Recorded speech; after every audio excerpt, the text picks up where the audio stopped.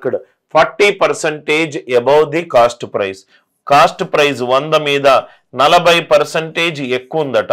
ఒక ప్రోడక్ట్ మీద సీల్ లేదు, నేను 100 రూపాయలకు కొన్నాను, సీల్ పెట్టాను, 40 పెంచాను, 40 పెంచితే ఎంత 140. And discount of 100%, 30% is allowed. Customer వచ్చాడు, 100 రూపాయల మీద 30% డిస్కౌంట్ ఇచ్చాను, 30% డిస్కౌంట్ ఇచ్చాను. 100 మీద 40% ప్రైజ్ పెంచాను, సీల్ పెట్టి కొత్త సీల్ పెట్టి 40 పెంచాను, 100 మీద 40 పెంచితే 140. 100 మీద 30% డిస్కౌంట్ ఇచ్చాను, 100 మీద 30 డిస్కౌంట్ అంటే 70. నవ్వు ఇక్కడ చూడండి సార్, 100 మీద ఇది ఎంత పెరిగింది, 4 ఏళ్ల 28. అంటే ఇక్కడ right most non zero digit ఎంత ఉండాలి, 8 ఉండాలి.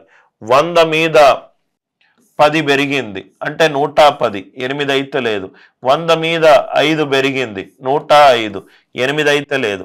100 మీద 32 లాస్, 100 మీద 32 లాస్ అంటే 68. కానీ 68లో 17 అనే ప్రధాన సంఖ్య ఉన్నది. రైట్ హ్యాండ్ సైడ్ 17కు సంబంధించి అసలు ఏమీ లేదు. 2% లాస్ 98, ఇది మ్యాచ్ అవుతుంది. ఆర్ 14 ఏళ్ల 98 డైరెక్ట్ గా చేయొచ్చు. Or right most non zero digit కూడా మీరు యూజ్ చేసుకోవచ్చు. చాలా ఇంపార్టెంట్ క్వశ్చన్ సార్. 100 మీద 40 పెరిగింది అంటే 140. 100 మీద 30% డిస్కౌంట్ అంటే 70. 7 4 28. ఆన్సర్ లో right most non zero digit 8 ఉండాలి. 100 మీద 10 పెరిగింది 110, కానే కాదు. 100 మీద 5 పెరిగింది, కానే కాదు. 100 మీద 32 తగ్గింది, 100 మీద 32 తగ్గడం అంటే 68. 68లో 17 అనే ప్రధాన సంఖ్య లేదు. సో కాబట్టి ఆన్సర్ ఎంత, ఆప్షన్ డి. ఈ క్వశ్చన్స్ ని ఇలా సాల్వ్ చేయాలి. On selling an article for 651, loss of 7%. Loss of 7 అంటే 7/100. ఎప్పుడు కూడా పర్సంటేజ్ ఇంక్రీజ్ అయినా పర్సంటేజ్ డిక్రీజ్ అయినా రైట్ డినామినేటర్ ఎప్పుడు ఇనీషియల్ వాల్యూ, డినామినేటర్ ఎప్పుడు కూడా initial value. Profit loss and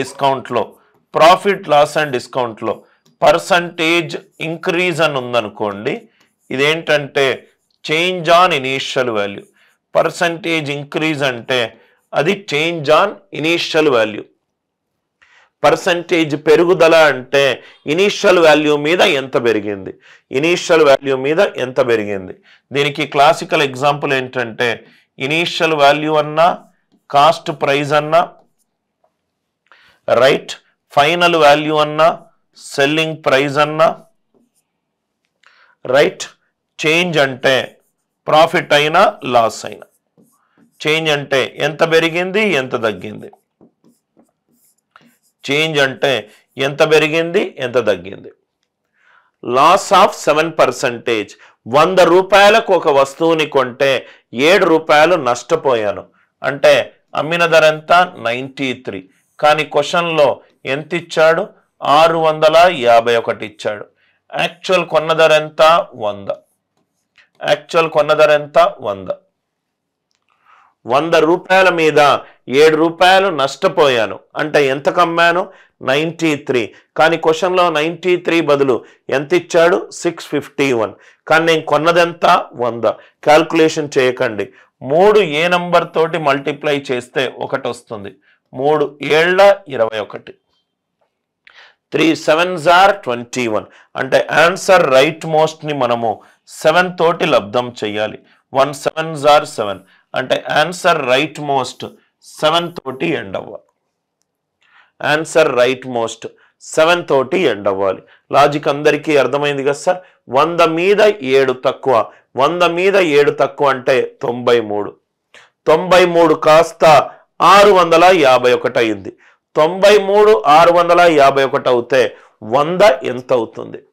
3 ఏళ్ల 21. 1 7s are 7 అంటే ఆన్సర్ లో right most non zero digit